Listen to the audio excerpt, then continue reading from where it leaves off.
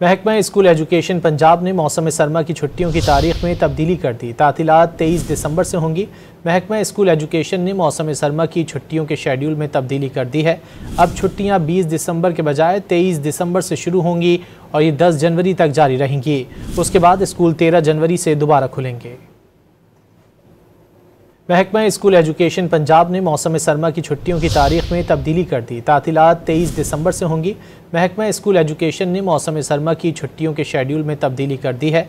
अब छुट्टियां 20 दिसंबर के बजाय 23 दिसंबर से शुरू होंगी और ये 10 जनवरी तक जारी रहेंगी। उसके बाद स्कूल 13 जनवरी से दोबारा खुलेंगे।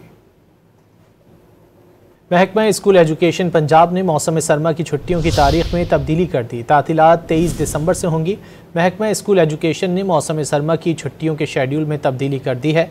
अब छुट्टियां 20 दिसंबर के बजाय 23 दिसंबर से शुरू होंगी और ये 10 जनवरी तक जारी रहेंगी। उसके बाद स्कूल 13 जनवरी से दोबारा खुलेंगे।